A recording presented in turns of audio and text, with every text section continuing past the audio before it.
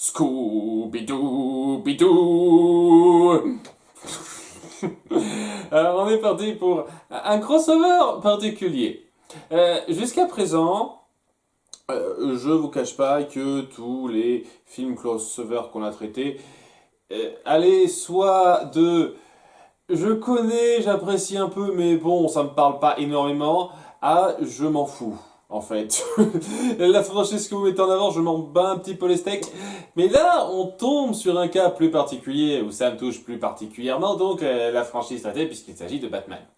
Et ouais, comme vous le savez si vous avez suivi un petit peu en détail ma chaîne, Batman est un de mes persos préférés de tous les temps. C'est mon super-héros préféré, son univers, ce qu'on a créé autour de lui. Je suis très attaché à ça. Je ne suis pas les comics, mais j'ai suivi énormément de séries et films autour du personnage. J'adore Batman. Et bien entendu, avec tout ce qui s'est fait autour du personnage, la qualité des différents produits est assez inégale. Hein, c'est évident, il y a des séries qui sont mieux réussies que d'autres, des films qui sont mieux réussis que d'autres, etc.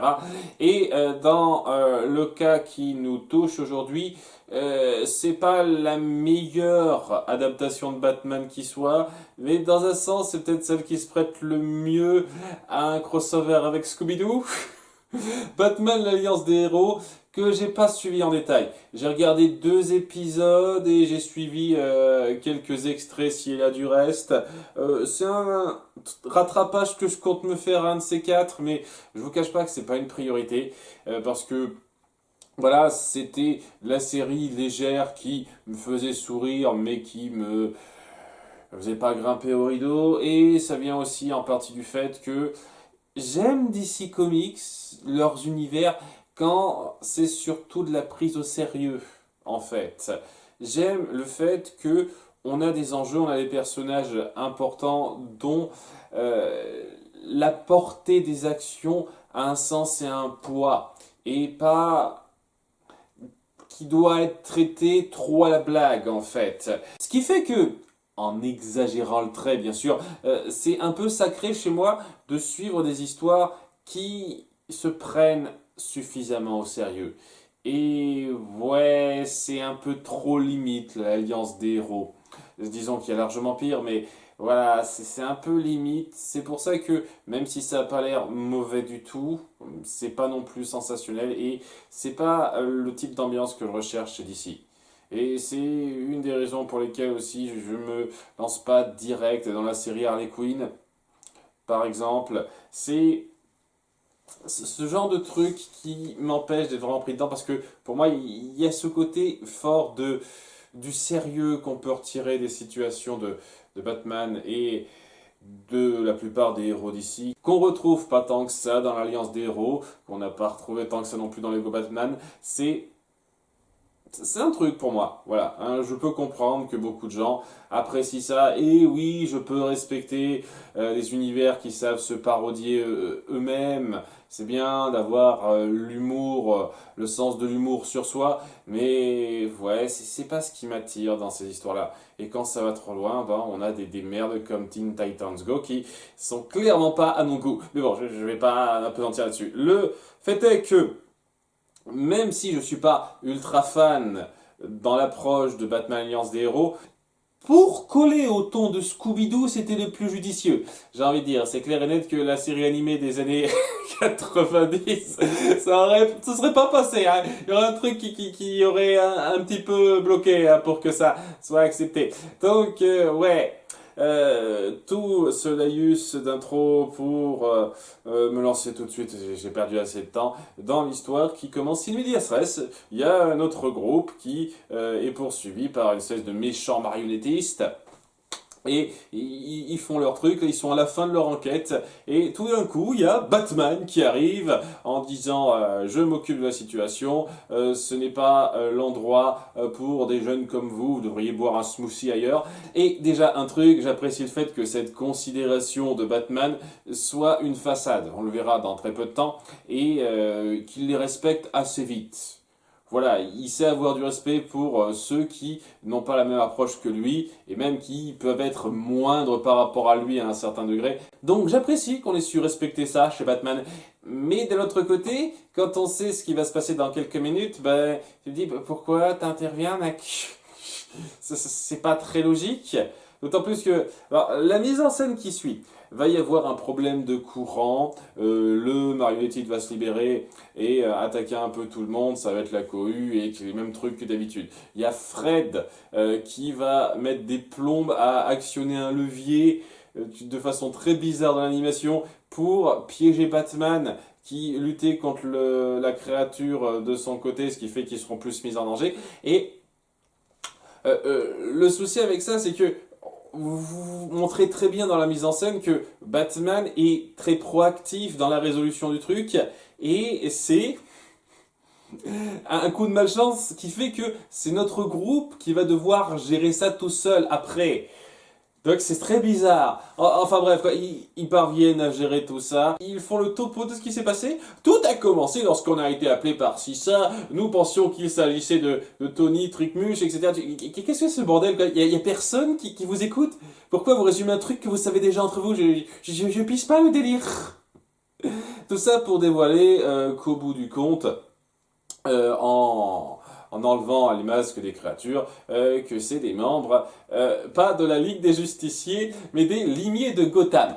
J'avais pas souvenir qu'il y avait cette organisation-là, mais c'est pas étonnant dans un certain degré. Voilà, les limiers de Gotham, c'est une organisation de détectives que Batman a créée, où il a invité différents types de héros. Et les deux héros en question, c'est Détective Chimp. C'est un vrai personnage d'ici. Et Martian Manhunter, qui est techniquement détective, c'est vrai. Martian Manhunter, tant que j'y suis, que j'ai pas des masses appréciées dans ce film.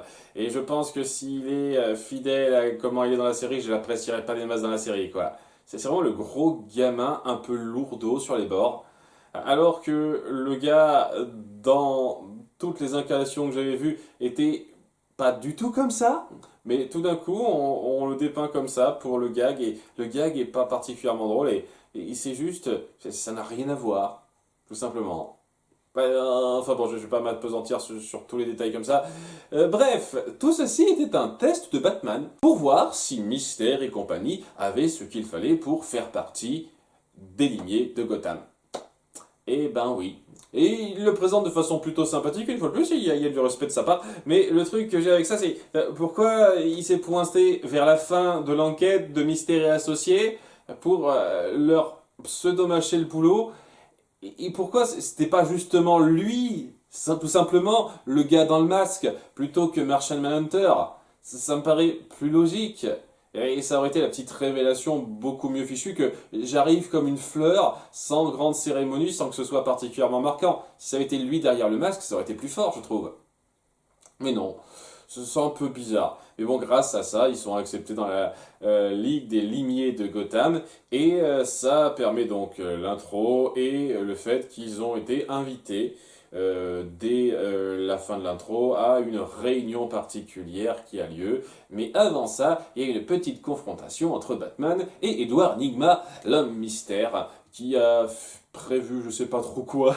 Il a volé une banque, des lingots d'or, et Batman arrive pour l'affronter. Seulement voilà, il est pas tout seul. J'ai convié d'autres méchants avec moi, dont Catwoman, j'ai l'impression. Ça essaye, j'imagine, de rendre hommage au côté très kitsch des années 60, le Batman qu'on a connu de cette époque, que j'ai jamais trouvé très intéressant personnellement, du peu que je l'ai suivi, mais voilà, on voit un peu l'hommage, quoi.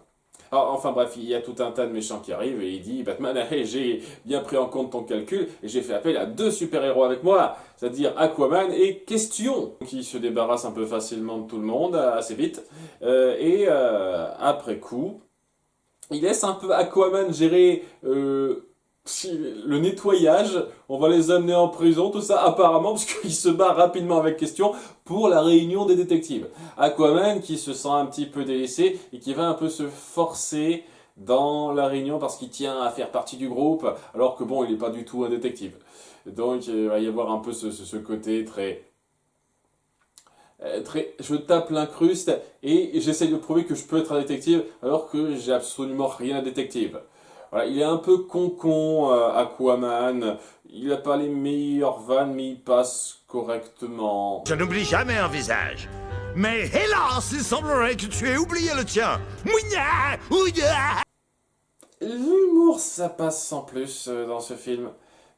C'est très réminiscent de ce que j'avais ressenti quand j'ai vu le peu que j'ai vu de Batman, l'Alliance des héros. Donc, c'est pas dépaysant. Si vous avez aimé l'humour de Batman, l'Alliance des héros, je pense que c'est totalement pour vous. Ça, ouais, une fois de plus, c'est juste. C'est pas affreux, mais ça me fait pas grimper au rideau. Voilà.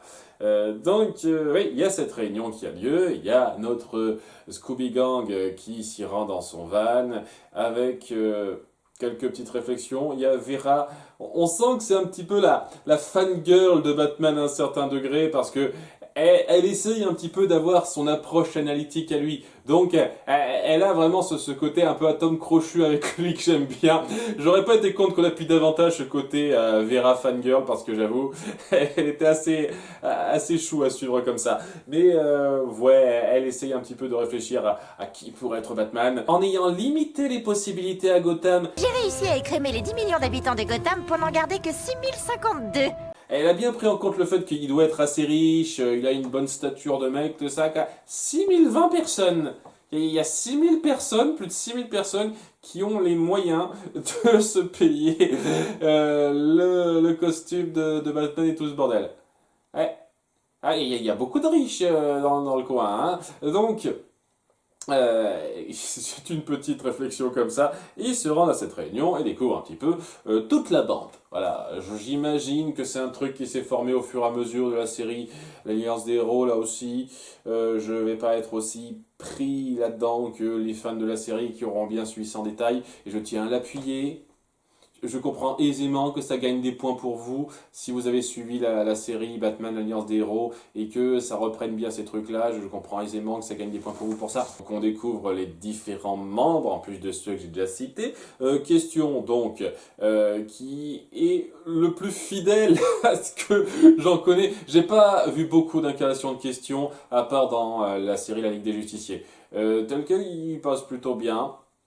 Il y a Black Canary qui est cool, même si on la voit peu et elle a pas d'excentricité comme les autres en fait. La seule excentricité qu'on va donner à son délire, c'est le fait qu'il y a Fred qui en pince un petit peu pour elle. Voilà, c'est le gros fanboy qui est assez attiré. On n'en fait pas trop des caisses là-dessus et j'apprécie le fait que à un moment donné, ils vont se retrouver tous les deux à enquêter ensemble et plutôt que de la draguer stupidement, il va plutôt être curieux d'un truc autour de Batman.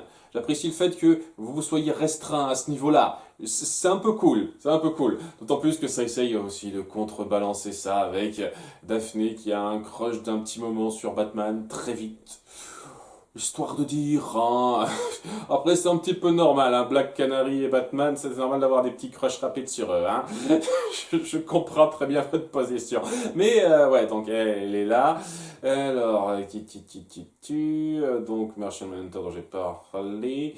Plastic Man, qui est davantage le blagueur de l'équipe. Je savais pas que Plastic Man était censé être considéré comme une sorte d'enquêteur. Mais c'est censé en être un. Bah, si vous le dites, je veux bien le croire. Ça vous fait plaisir. Je connais pas assez l'histoire de Plastic Man pour savoir si c'est legit ou pas cette partie-là. Et j'essaie de voir si j'en ai pas oublié un. Hein. Non, bah, il y a le détective Chimp qui est marrant parce que c'est un chimpanzé, mais au-delà de ça, pas grand-chose à dire sur lui.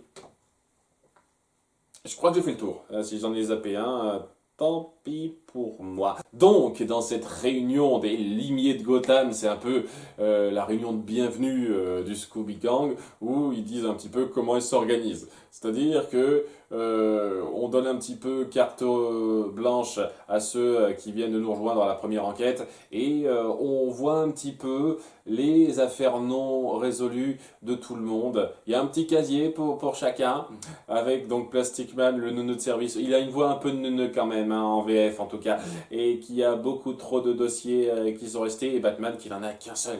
Il n'a qu'une affaire non résolue.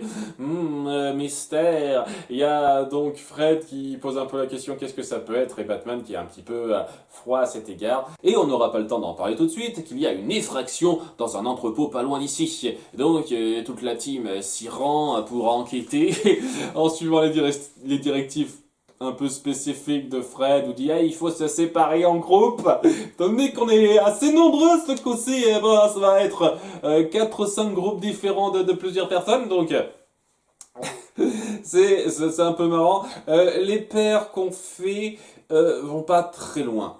Et après coup, on développe pas des masses les relations que ça aurait pu créer. Je pense que la seule relation un peu notable, c'est entre Aquaman et Batman. Y a quoi dans ce dossier que tu veux nous cacher? T'as encore perdu un autre Robin? Wouh, c'était un peu vache à balancer comme ça, mec. J'avoue, waouh. Donc, on va un tout petit peu pointer cette affaire non résolue, ce petit mystère autour de Batman durant cette fouille qui n'amènera pas à grand chose, par le fait qu'il y a un produit chimique qui a disparu. Il y a un petit duel de déduction entre Détective Chimps et Vera. Détective Chimp qui est nul à chier au passage, qui fait gaffe à rien, c'est Vera qui fait tout le boulot. Petit détail à la con. Au-delà de ça, il n'y a rien de très notable dans les découvertes. Et au bout d'un moment, tout le monde sera un petit peu regroupé et il y aura l'apparition du méchant du moment qui dit Batman, Batman, je suis Crimson Cloak et je reviens d'entre les morts, entre guillemets. Comme par hasard, peu après qu'on ait évoqué le mystère non résolu de Batman, il revient faire surface à ce moment-là. Eh ben, dites donc. Donc ça le touche un petit peu, il attaque rapidement tout le monde et ils n'ont pas le temps de se battre très longtemps qu'il fout le feu et qu'il y a des explosifs dans le coin, donc il doit se barrer assez vite. J'apprécie le fait que vous justifiez pourquoi il n'y a pas de combat direct qui a lieu tout le temps parce qu'il y a des explosions, des excuses à pourquoi ça ne se fait pas directement. Parce que dans l'absolu...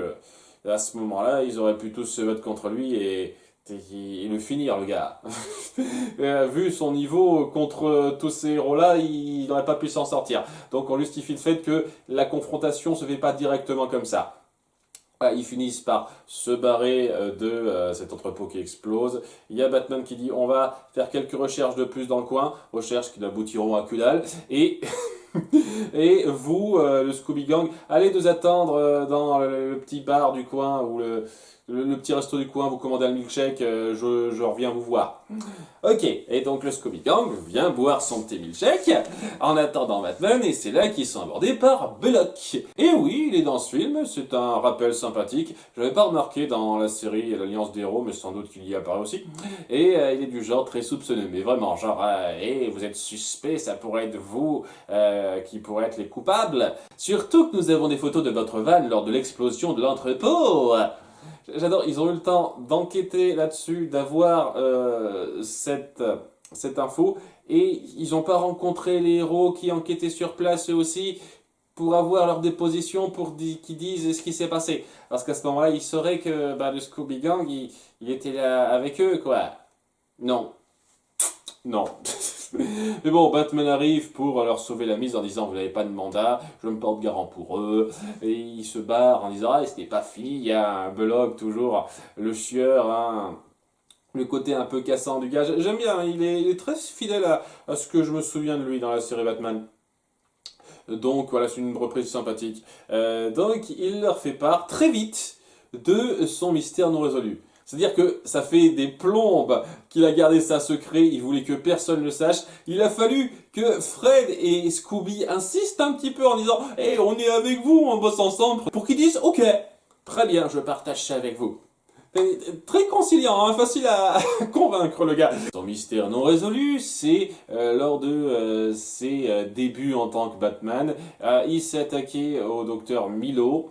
Je ne sais pas si c'est un méchant récurrent de la galerie Batman ou pas, qui avait créé une espèce de machine de téléportation.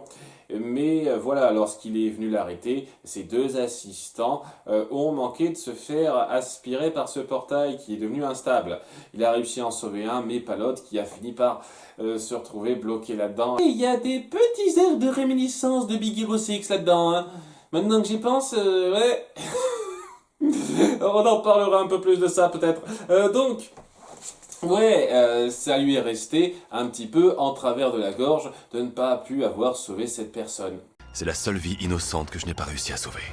Waouh. Et Et une seconde, on a bien eu quelques scènes plus tôt Aquaman qui a évoqué Jason Todd. C'est clairement référence à Jason Todd ce qu'il a dit.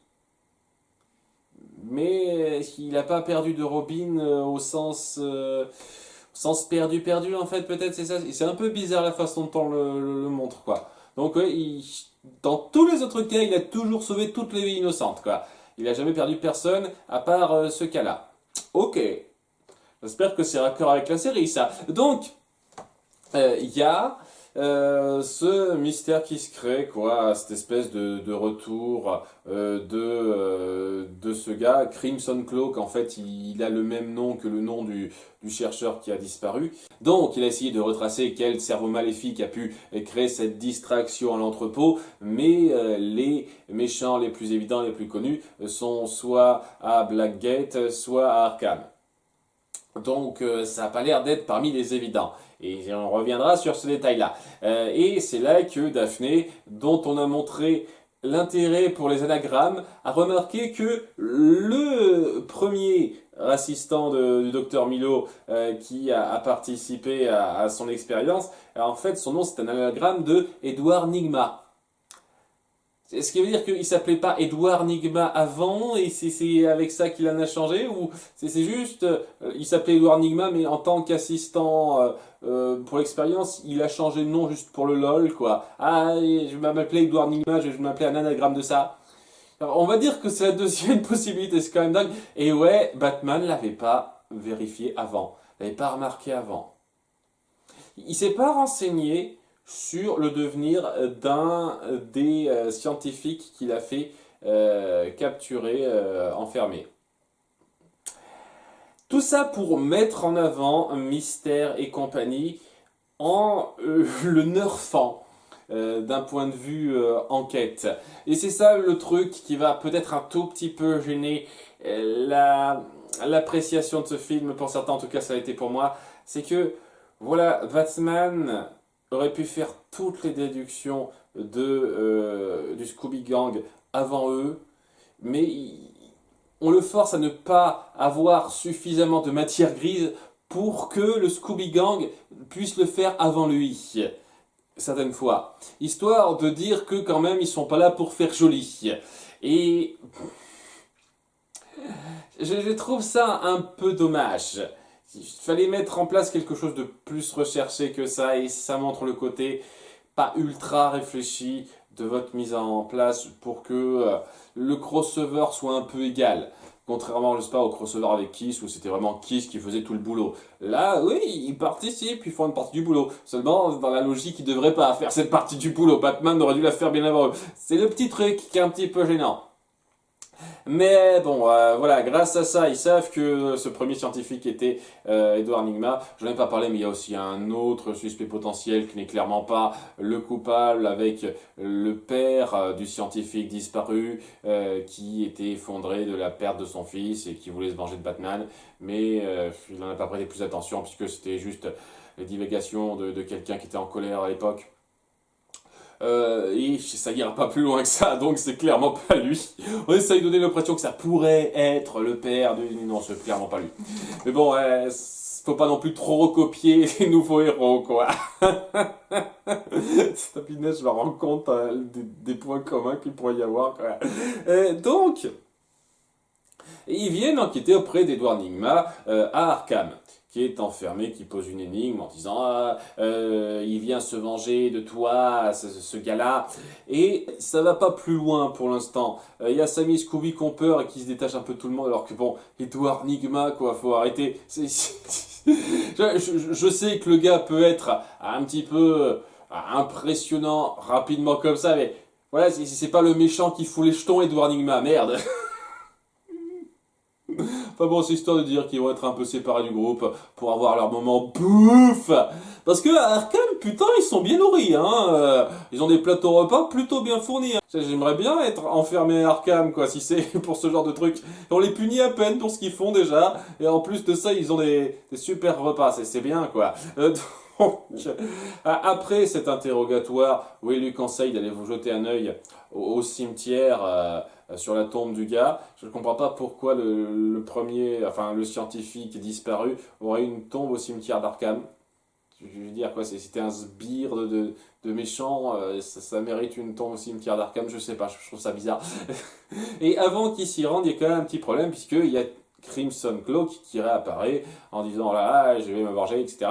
Et qui fait une panne de courant qui amène à ce que toutes les portes s'ouvrent. Parce que tout marche à l'électricité. Ce qui est super foireux comme système. Faut mettre des verrous, les gars. Des verrous clairs, quoi. Un système électrique, c'est complètement con, hein. Première panne, vous l'avez dans le cul, hein. C'est vraiment stupide. Je dis ça clairement, c'est complètement stupide. Limite, en étant intelligent, vous faites les deux. D'un côté, il y a un verrou et aussi une ouverture électrique. Comme ça, vous gérez bien les deux en même temps.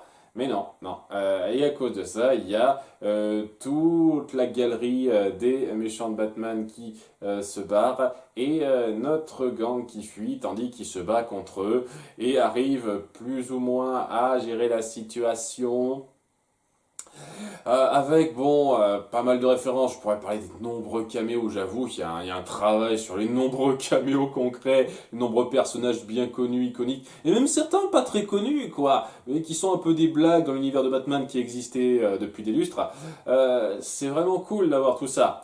Après, c'est juste pour une apparition rapide qui n'a aucun poids. C'est ce moment où tous les prisonniers de Gotham s'échappent et foutent le boxon, ça n'apporte pas grand-chose au récit. Donc ouais, c'est cool de revoir ces personnages, voir les petits délires autour d'eux, parce que bon, l'action, c'est très cartoon majoritairement, donc c'est pas non plus... Voilà, ça essaye de recopier le style des années 60, qui, je suis sûr, fait rire beaucoup de gens. Moi, ça me fait sourire sans plus.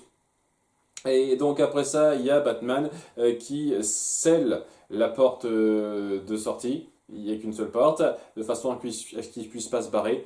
En dépit du fait que certains ont leurs armes. Il y a Harley Quinn qui a son marteau, je ne sais pas où elle l'a trouvé.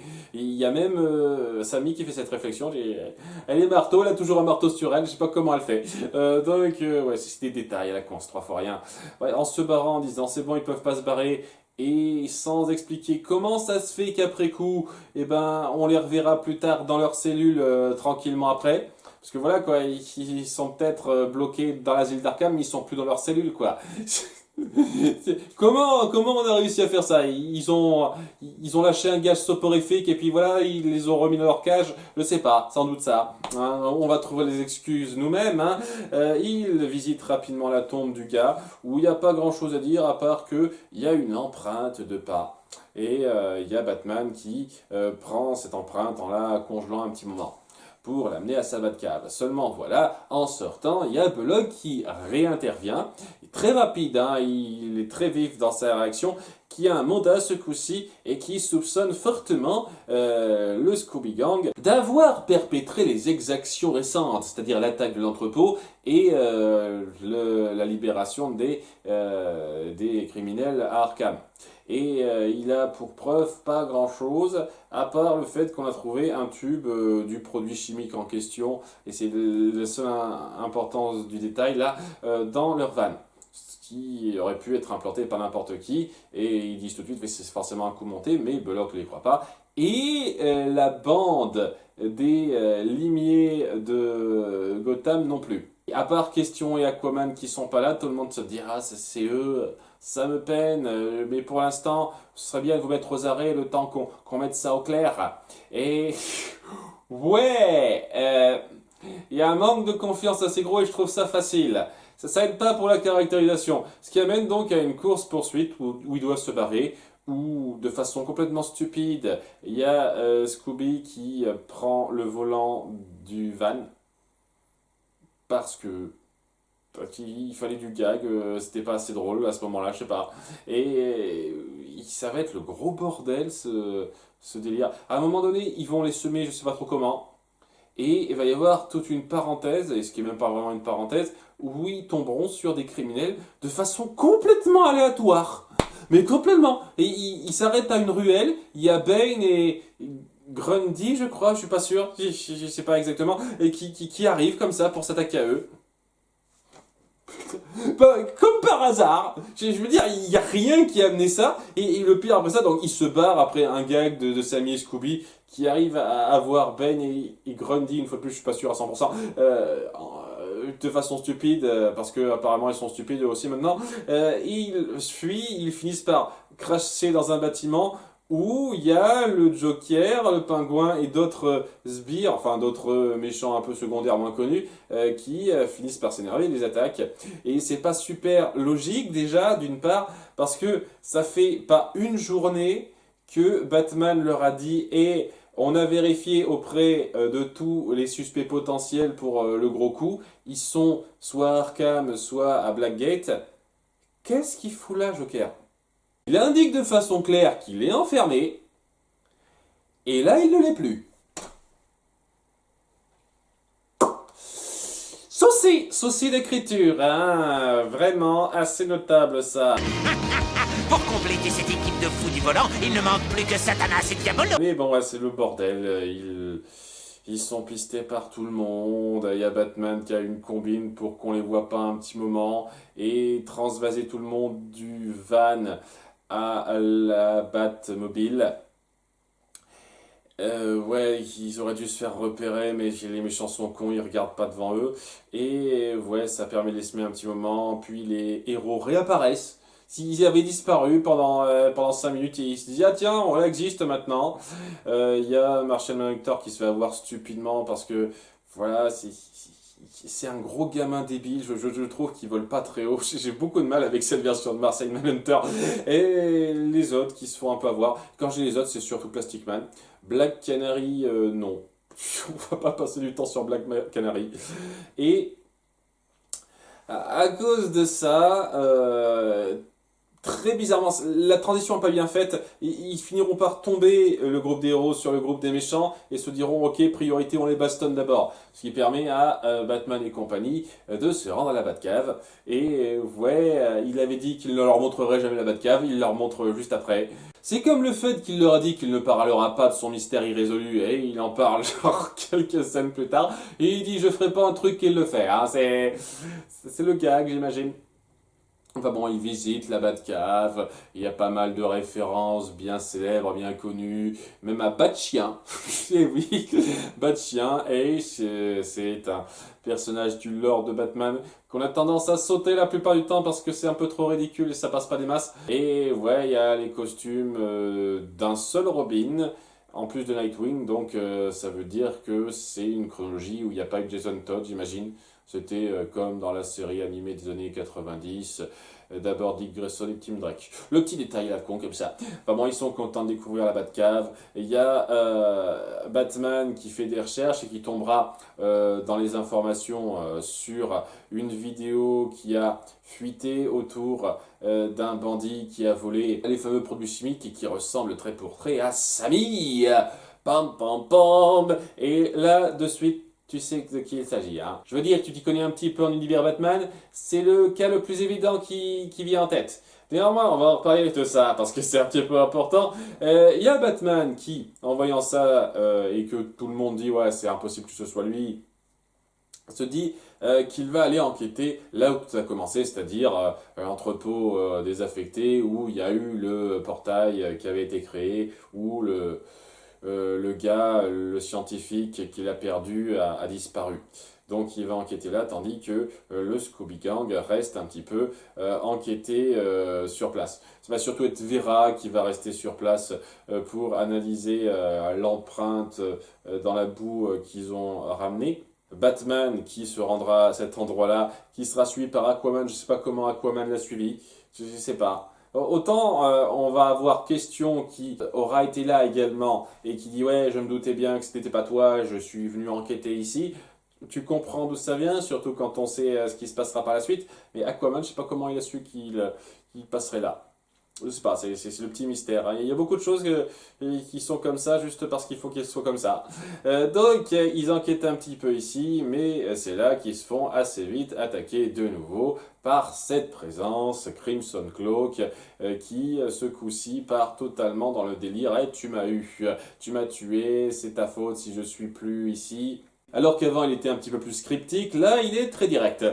Bon, il s'attaque à tout le monde. Aquaman, qui est censé avoir une super force, a du mal et n'y arrive pas. C'est le truc que je trouve un petit peu gros là-dedans. Autant que Batman se fasse capturer, ça reste un être humain avec ses limitations, donc dans la mise en scène, je veux bien l'accepter, mais qu'Aquaman se fasse avoir. Et puis, il y a aussi question qui finit un petit peu tomber sous des débris, donc un petit peu HS pendant un petit moment. Voilà, ça se met en place, tandis que Batman se dit que peut-être ça doit être le père du gars, et au bout d'un moment se ravise en voyant un petit peu comment il se comporte, et, et j'adore le fait que on garde ce mystère aussi longtemps. Parce que, parallèlement, il y a le Scooby Gang, enfin surtout Vera, c'est elle qui fait la plupart du boulot, qui essaye d'analyser l'empreinte, mais étant donné que la boue a fini par être moins dure, puisqu'il l'avait congelée, maintenant elle est moins congelée, et ben elle bouge toute seule. Et donc ça fout un peu les jetons, surtout que ça finit par former une espèce d'apparition monstrueuse qui les attaque, ils essayent de se défendre, au bout d'un moment ils finissent par la voir avec un système de déshydratation qui est présente sur place. Plutôt bien amené ça, même si ça sert à amener d'autant plus de gags de bouffe autour de Sammy et Scooby, mais bon, c'est jamais drôle particulièrement pour moi ça. Et voilà, ils finissent par arrêter l'espèce de substance boueuse vivante et se disent à quoi ça pourrait correspondre ça. Ils tombent sur une correspondance dans les fichiers de Batman et on ne nous la montre pas cette correspondance. On dit ah, ça doit être lui. Et j'adore le fait que vous ayez gardé le mystère là-dessus. À ce moment-là où vous dites, ouais, le spectateur, hein, il est pas sûr, on lui montre pas directement de quoi il s'agit. Ouais, je me demande bien de quoi ça peut s'agir, hein. Parce qu'il y a deux possibilités. Soit vous connaissez suffisamment le lore de Batman et c'est le truc qui saute aux yeux et ça peut être que ça. Soit vous ne connaissez pas le lore de Batman et quand on vous révélera de quoi il s'agit, vous vous direz, ah, ok. Je veux dire, tu sais pas de qui il s'agit, donc ça va pas être une surprise. Voilà, ça fait partie de la galerie des méchants de Batman, mais c'est pas comme s'il avait eu un développement particulièrement notable dans l'histoire. Donc le fait de pas dévoiler qui c'est, alors que c'est évident, je trouve ça ridicule. Mais on va faire durer ça un petit moment, parce que voilà, notre Scooby Gang, en essayant de joindre Batman, voit qu'il est en danger aux mains de Cloaking Cloak, ou je sais plus comment il s'appelle ce machin-là, je m'en fous, et se disent, ouais, il faut qu'on aille l'aider, mais on est des visages connus, on est recherché par la police, et si on enfilait les costumes pour l'aider, et donc voilà, c'est le côté un peu iconique, où ils sont un peu contents d'enfiler les différents costumes pour foncer à son secours, et même si c'est un peu facile, la référence est sympa. Donc ouais, ils se jettent dans le combat en essayant un petit peu d'apporter leur aide, même s'ils sont pas aussi doués que Batman, mais ils vont y arriver parce que voilà, le méchant va se scinder en 5 parties, on sait toujours pas de qui il s'agit, mon dieu, quel mystère, et ils fuiront de façon très typique à la Scooby Gang, avant de la voir, en utilisant donc un rayon déshydratant qu'ils ont amené, plutôt intelligent, pour faire en sorte que ce soit plus qu'un tas de sable. Et la révélation, c'est que, alors que tout le monde vient, que tout le monde arrive, c'était en fait Gueule d'Argile. Oh là là, je ne l'ai pas vu venir du tout. C'est incroyable. Vous m'avez tellement tenu en haleine. Et c'est un peu marrant avec ça, c'est parce que Gueule d'Argile, son truc, c'est de changer de forme. Donc, évidemment, jouer sur ça pour faire du mystère, de la surprise, c'est une bonne chose. Et je me souviens de cas qui m'ont plutôt marqué là-dedans. On peut en trouver d'autres aussi, dans ne serait-ce que le second jeu Arkham. Je vais pas en dire plus, ou dans la série The Batman où il y a un épisode dédié à un personnage qu'on croit être un certain personnage alors qu'en fait c'est lui.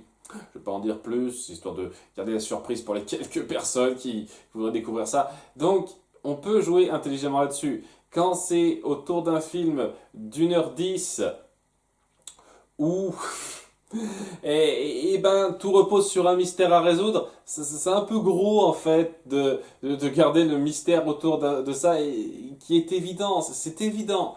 Et si vous connaissez pas, vous vous dites, ah, Gueule d'Argile, c'est qui? On dit rapidement qui c'est, tu dis, ah, ok, d'accord, mais c'est bien. Donc, ça passe pas des masses pour un cas comme pour l'autre. Néanmoins, ça rattrape un peu le coup en disant qu'il n'y a pas que ça. Il n'y a pas que ça, parce que pourquoi Gueule d'Argile ferait ça? Et ben en fait, il a été engagé par quelqu'un pour jouer ce rôle et avoir de quoi être plus stabilisé, parce qu'il était moins stable dans sa composition.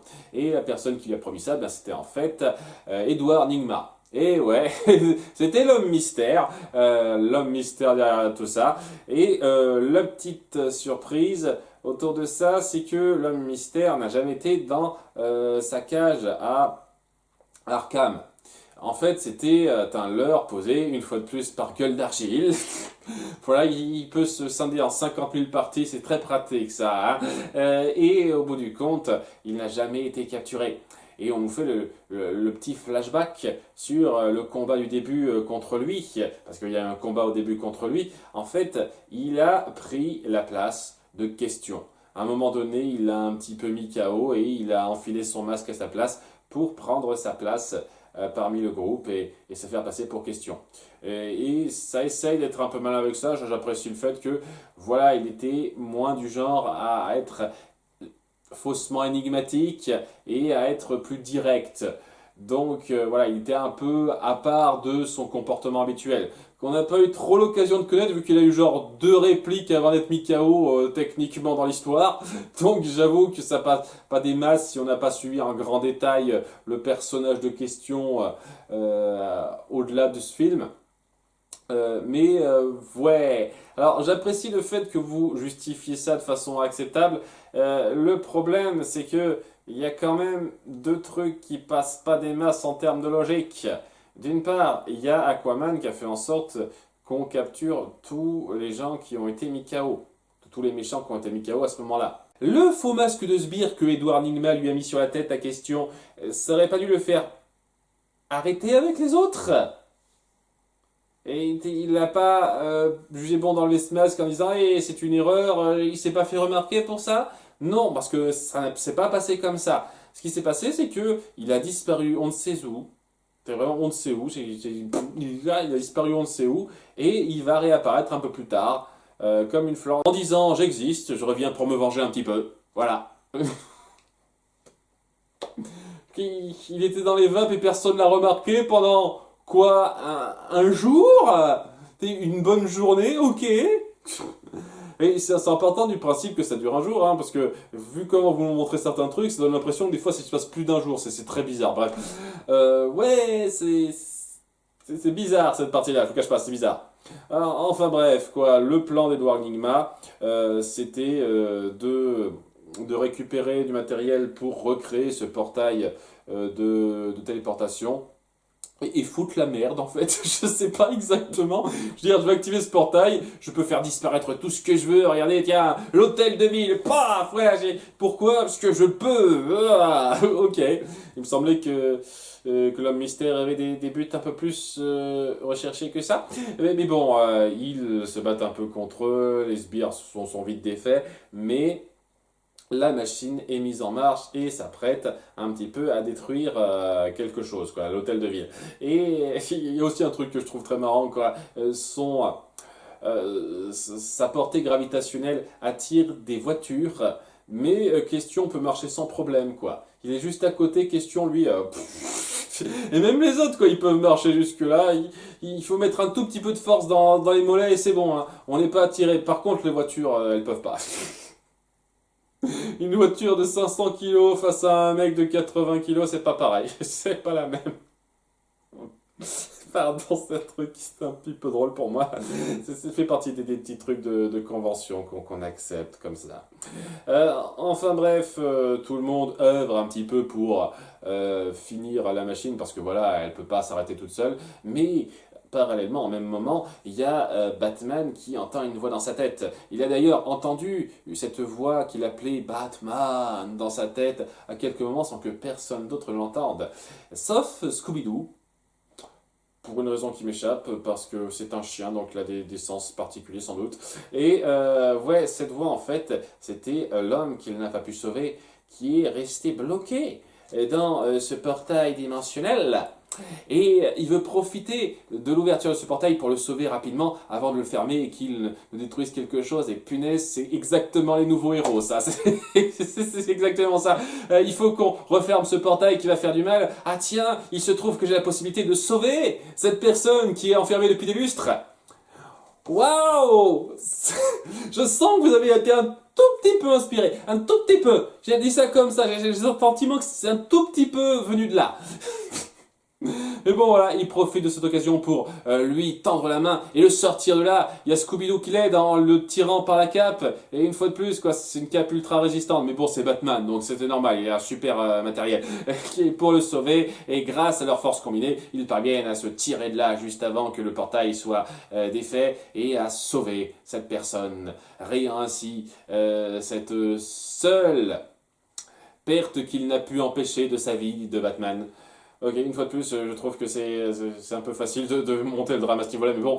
Et donc, grâce à ça, Enigma est capturé, le fils retrouve le père rapidement, histoire de dire, ah, il existe ce personnage, vous vous souvenez, et tout le monde est content. Il y a Batman qui est fier d'avoir travaillé avec eux, alors que bon, je le redis, d'un point de vue purement technique, c'était majoritairement lui qui aurait dû faire tout le boulot, mais bon, vous avez mis ça en place de façon suffisamment acceptable pour pas que je trouve ça trop mauvais, mais voilà, hein, ça casse pas la baraque non plus. Et ils repartent en disant au revoir à Batman qui est content d'avoir travaillé avec eux. C'est des au sympathique.